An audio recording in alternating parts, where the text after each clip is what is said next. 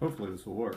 Something happened to my video, so you probably got like 2 minutes of the first part as just the contextualizing things and saying that I'm going to try to showcase through this how to do the paper. But in any case, hopefully this works. I deleted some, maybe I ran out of room.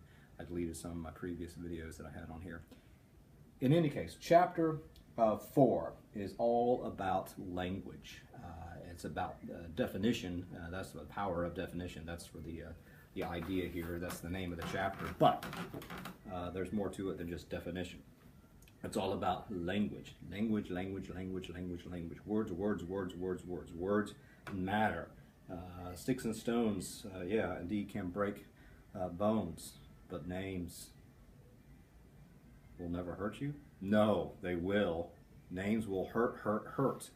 How did you learn that actions speak louder than words? Words. So words actually speak louder than actions, because it's only through words that you learn that actions speak louder than words. Drop pin. So language is very important, and so blah blah blah. Page 53 is good, and that little there's a little paragraph in the middle of 53 that sort of offers his thesis for this particular chapter. But the power of language and the centrality of that power is the political in the political milieu means context, must be neither overlooked nor under emphasized, for language is powerful. It soothes us when we're upset, but can ruffle us out of a calmness. It can persuade us to admire a person or idea or hold them up to contempt. One of the major ways in which language accomplishes these various feats is through definitions. He's sort of implying that language generates a sense of emotion, which goes back to media. It's about logic, it's about feeling, emotion. I'm angry, so I'm going to vote for somebody I don't know anything about. But he makes me angry, or she makes me angry, or whatever. I don't care. I don't know. But in any case, so language is very, very important. He is basically focusing in this chapter on definitions and names, and he gets into some complexities. He makes things a little bit too complex for me, but you know, maybe this is college, I guess. Definitions apply a term for something, but also give it a reason. So why is it that this thing means this thing? And then naming just labels with no apparent reason. So there's not always evidence or reasoning why we use these particular names for certain things. Socialism, for instance, to apply for, you know, oh, Obamacare is socialism. What's the definition of socialism? I don't know and I don't care. I don't know and I don't care. You wear dirty underwear. So this book or this chapter looks specifically at both definitions and naming, but he sort of, even though they are a little bit different for all intents and purposes, they function very similarly. And he uses, you know, common or Kenneth Burke talking about common sense and how we, you know, the definitions and the naming and all that type of stuff sort of creates sort of like ideology. I mean, it's all tied to ideology, but how we see the world through the names, through the naming of things. So at the end of the day, I'm not too concerned with the differences between the two things because generally I think they function again similarly. And I'm not, I am interested. I'm interested. That's a typo. Ooh, cool. I can change this because it's not. Sorry. I'm going to end this show and change this. I'm interested. See, look at that. I can do it right in front of you. In labels and the possible consequences of those various labels. See, so he's, you know, naming on page 55, sorry, naming is a subset of defining. Therefore, although at times I distinguish between the two, when I'm talking about both processes, I tend to use the word definition as a summational term. If defining function, that was confusing. On the other hand, both naming and defining function the same way, telling us how to see something. telling us how to see something. That is the key. Words, definitions, labels, names tell us how to see something. And because it is the functioning that we are interested in, you needn't worry too much about any minor naming, defining confusion you might experience. Like, ah.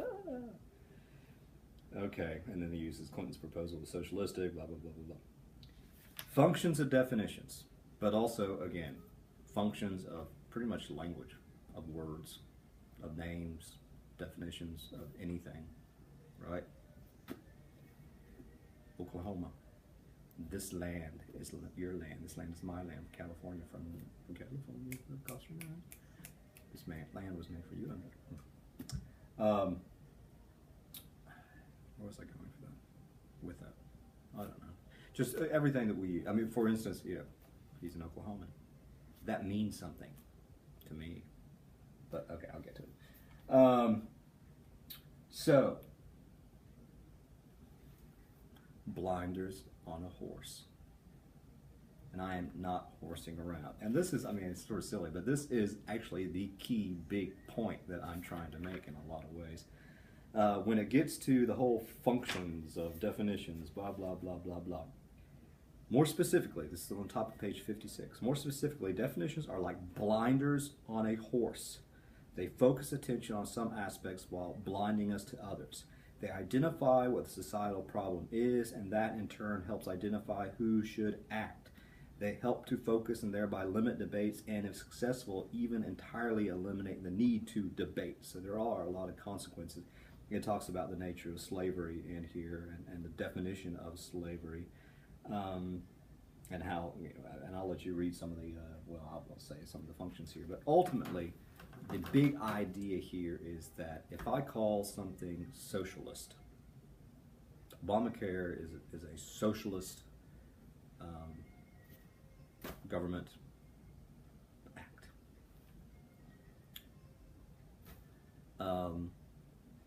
It doesn't really matter what the definition is, but all the things that I think I already know about socialism then blinds me, right? So I think totally, okay, socialism, socialism, socialism. It blinds me to all the other things that it could be. And it's social, but, and then of course, I mean, it's strategic to call, that the Republicans call it Obamacare, because, with all the various connotations of people who don't like Obama, and the very idea that it's the president trying to take charge of everybody's health care, versus what it's actually called, the Affordable Care Act. So the words that we use matter. The Desert Storm, shock and awe, Iraqi liberation versus invasion. I mean, all these things that matters, right? And so we will see things this way or not this way. A war on drugs. It's a war on drugs. This is serious business. It's not just drugs are bad. War on drugs. And so, again, it's important. It sort of frames and shapes the way we see things. And then the consequence of that, just not definitions, but any sort of language that we use to shape or frame or describe something. Again, it identifies the social problem, identifies it, which means it sort of frames it in a particular way. What should be done? War on drugs, war on crime. This is huge. We need to have lots of stuff going on. Yeah, and in turn helps identify who should act. Government, whatever. So, lots of stuff going on here. Now, here is something that's also pretty important before we get to all the various functions. And then, okay. So, functions of labels, generally speaking, and when I say labels, again, it's just language, words, definitions, and names. Can control the social dialogue. Again, blinders on horse, war on terror.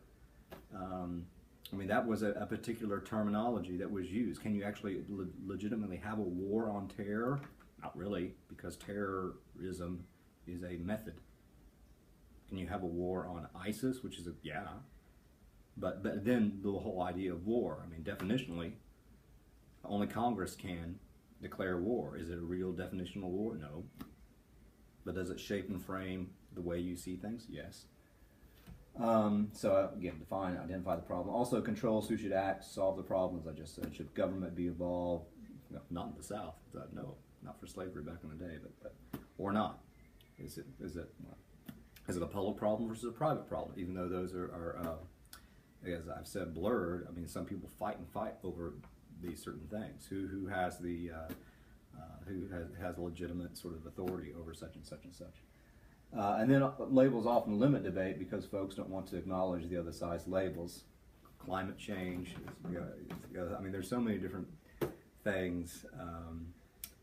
Gun reform versus the First Amendment. I mean, all this stuff. I mean, people. It's like generally people see the world differently, even though we live in the same world, because we all have different blinders on. We all have different glasses on that sort of through. These are words. These are names, and these are definitions, and we see things this way.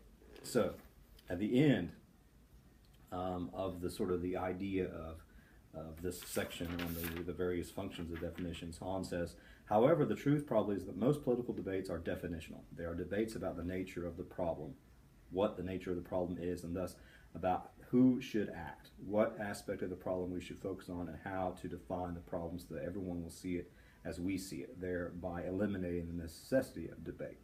So climate change as humanly created by humans, or just the way the world works. I mean, just thus, because we do not believe we are engaged in a definitional debate, which we usually don't, we don't realize that words matter as much as we do, as much as they do. We often do not bother to define terms, but rather just provide names. And while it's generally true that two groups of citizens debating a political problem may either define their terms or merely provide names, the government almost never presents definitions. That's true. Relies almost totally on the naming process to accomplish its definitional purpose, perhaps hoping nobody will notice that the names provided carry with them definitional assumptions. Friendly fire. Nowhere in this tendency more clearly seen in the names government applies to foreign affairs, Operation Crazy Monkey, especially to military endeavors. Yeah. Good point. So, I mean, yeah. But the big picture is, shaping and framing. Blinders on horses, blinders on horses, blinders on horses.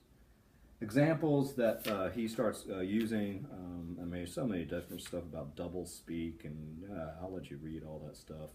War versus a police action. He talks about verbs. Verbs are funny. Exploit, ambush, interfere, violate.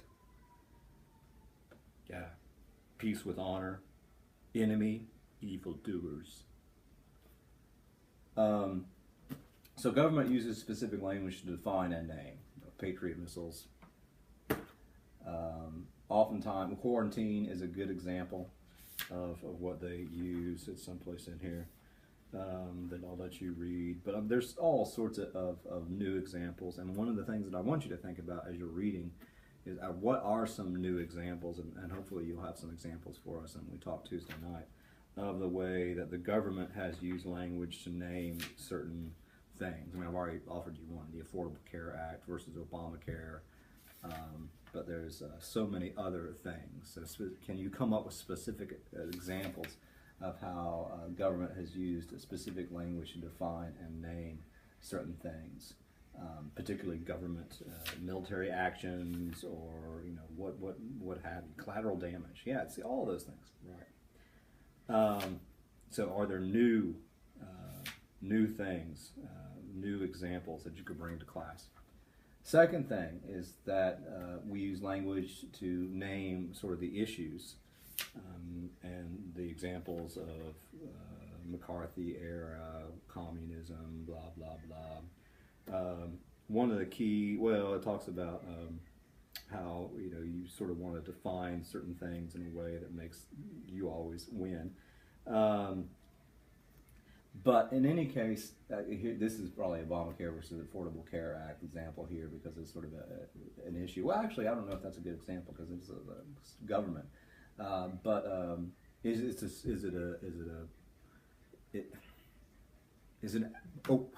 Example. Is immigration, is it an issue of personal freedom,